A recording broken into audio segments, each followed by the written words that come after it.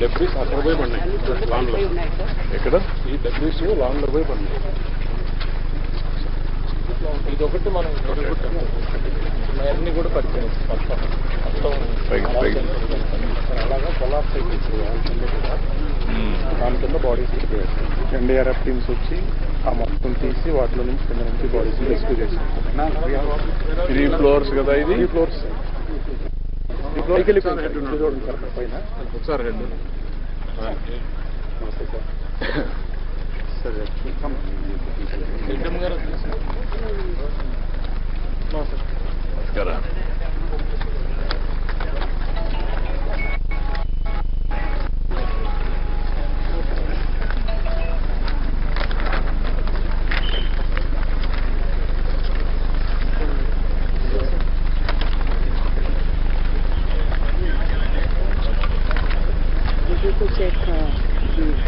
ఏదమ్మా? Sir, this is the ground floor, sir. Basically, these are G+3 buildings, sir. They do the production here. 3+3. G+3 4. So, basically, production lab అంటే research lab ఇక్కడ కింద పెట్టారు sir.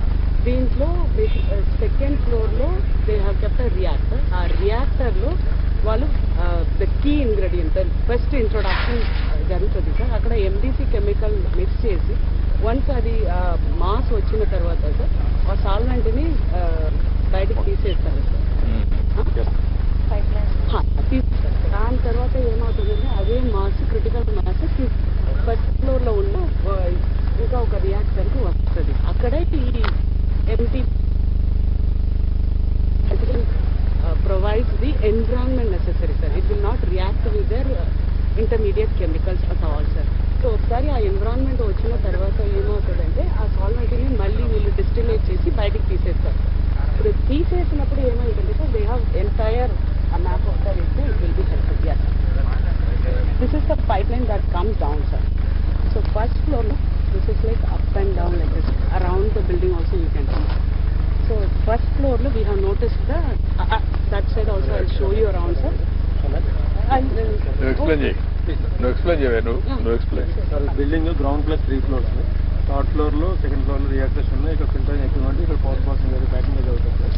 ఈ ఏరియాలో ఉన్న రియాక్టర్లో మన చెప్పినట్టు రియాక్షన్ అయిపోయిన తర్వాత రియాక్షన్ ఆల్సో MTB అనే సాల్వెంట్ ఉంది. మెథైల్ డిస్ట్రిబ్యూటెడ్ ఈథర్ అనే సాల్వెంట్లో ఆ డిస్టిలేషన్ ప్రాసెస్ జరుగుతున్నప్పుడు ఈ డిస్టిలేషన్ అయ్యి కండెన్సేట్ ద్వారా ఈ రిసీవర్లోకి వస్తుంది సాల్వెంట్. వచ్చిన తర్వాత ఇక్కడి నుంచి ఒక SS స్టెయిన్లెస్ పైప్ లైన్ ద్వారా గ్రౌండ్ ఫ్లోర్లో ఉన్న 10 KL సాల్వెంట్ ట్యాంక్కి ట్రాన్స్ఫర్ చేస్తున్నారు. అలా ట్రాన్స్ఫర్ చేసినప్పుడు ఇక్కడ ఈ SS పైప్ లైన్లో ఫ్లాంజ్ జాయింట్గా లీకేజ్ అవుతుంది. లీకేజ్ అయ్యి అది ఫస్ట్ ఫ్లోర్ వచ్చి ఫస్ట్ ఫ్లోర్లో చిన్న కట్అవుట్ ఓపెనింగ్స్ ఉంటుంది సార్. ఆ ఓపెనింగ్స్ ద్వారా గ్రౌండ్ ఫ్లోర్లో ఇక్కడ ప్యానల్స్ ఉంటాయి సార్. ఆ ఎలక్ట్రికల్ ప్యానల్స్ మీద సాల్వెంట్ స్పిల్లేజ్ అయింది. అరౌండ్ ఒక 50 to 100 లీటర్స్ స్పిల్లేజ్ అయ్యి సాల్వెంట్ వేపర్ క్లౌడ్ జనరేట్ ఉంది సార్. ఇక్కడ ఈ ప్యానల్ మీద మనకి ఇగ్నిషన్ మనకి పవర్ కొన్ని ఎక్విప్మెంట్స్ ఆన్ ఆఫ్ చేసినప్పుడు ఇగ్నైట్ అయ్యి ఆ ఇమీడియట్గా స్పార్క్ జనరేట్ అయ్యి ఇక్కడ ఆల్రెడీ వేపర్ క్లౌడ్ ఫామ్ అయిన కారణంగా ఫ్రాక్షన్ ఆఫ్ సెకండ్స్లో బ్లాస్ట్ అయింది. ఈ సాల్వెంట్ స్పిల్లేజ్ ప్యానల్స్ మీద అయ్యి ఫైర్ జనరేట్ అయ్యి వేపర్ క్లౌడ్ కారణంగా ఫైర్ అవుతుంది.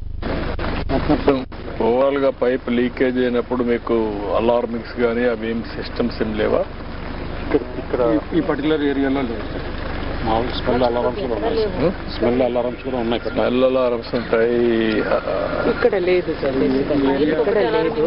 బేసికలీ ఇంకా ఒక ఇది ఏంటంటే సార్ ఈ కేబుల్ ఉన్నాయి కదా సార్, కేబుల్ ప్రతి ఫ్లోర్కి వెళ్ళడానికి మెయిన్ ఉంటుంది కదా సార్, అది కింద ఫ్లోర్ నుంచి కనెక్షన్ ఇచ్చారు. Then there will be distributaries in each floor sir.